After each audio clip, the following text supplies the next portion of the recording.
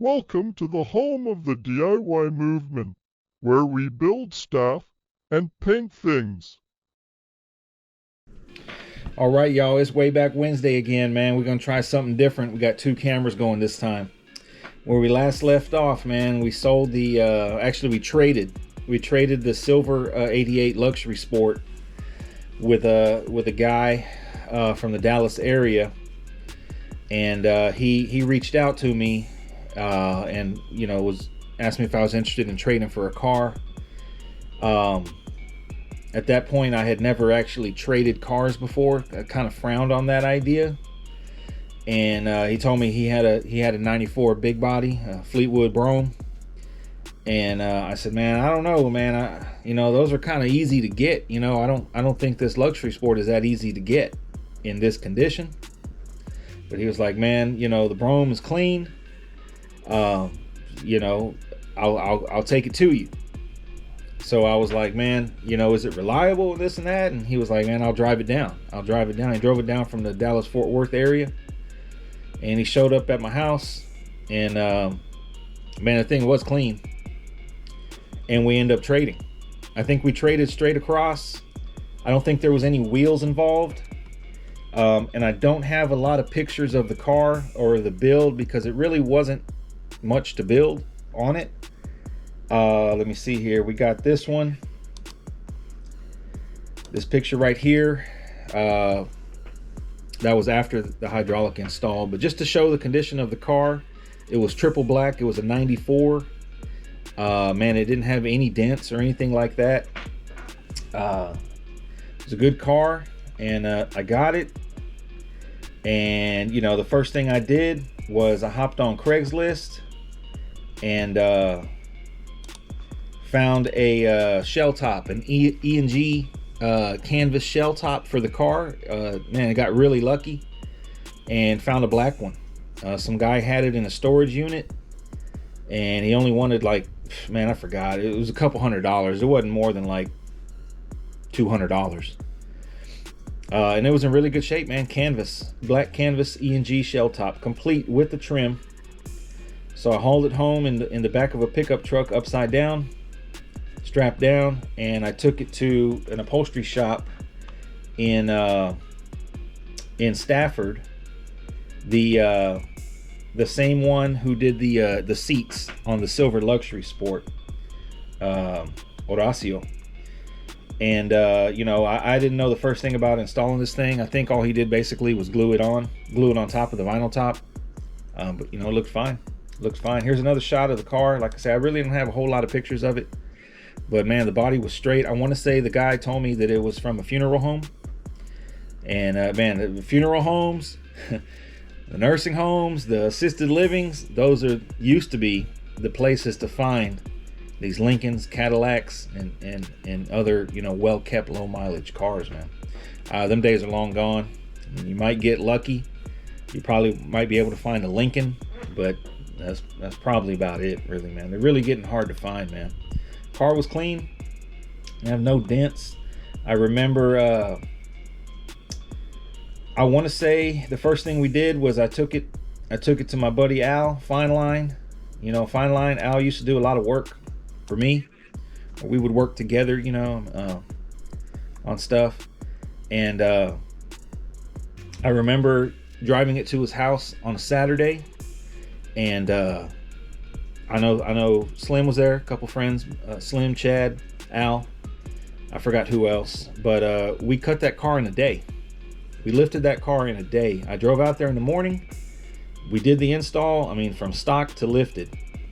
And I drove it home that evening, man. We did the whole car in a day. And it was a basic install. I think the pumps were already hardlined, so just had to bolt those in, wire them up real quick. But as far as all the breaking down suspension and all that, we did that whole thing in a day, man. And it was a decent clean install. After that, I want to say the next thing was the Nardi, right? I remember, man, I forgot the guy's name. I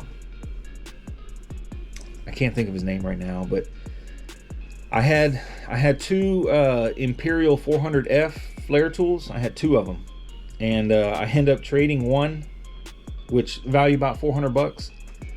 Traded it for the Nardi steering wheel, and you know, I mean, that was kind of a fair trade, you know, straight across.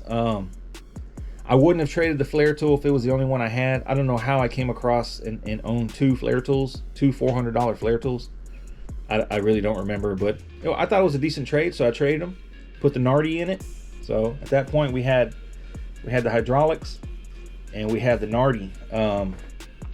After that, I want to say, came the bumper kit. So that bumper kit was NOS. It was a 93 to 96 big body only NOS bumper kit.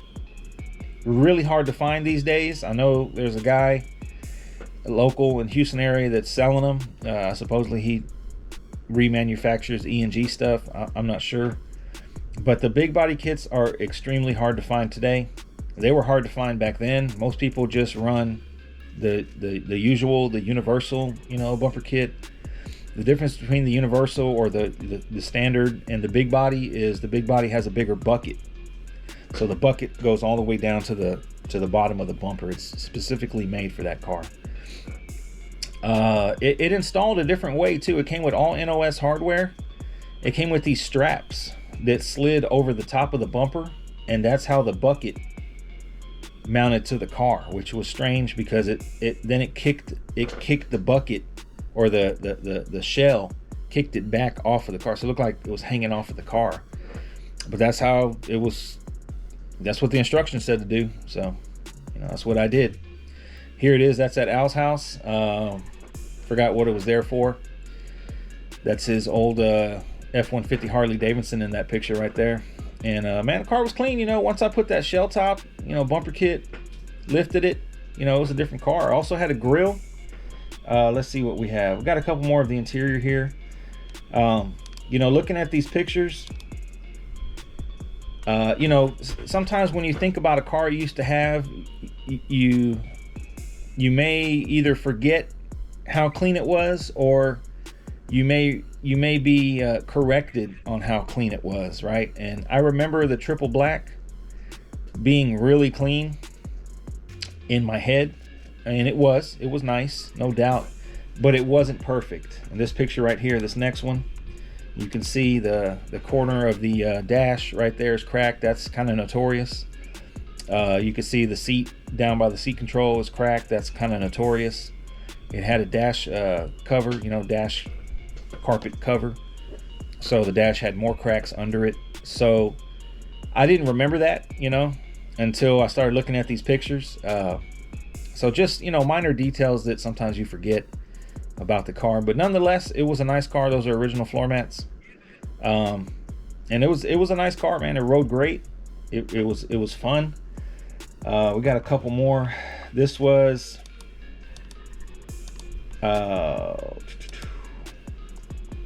this one right here. At the time, I had the 60 and the big body, and I remember the big body.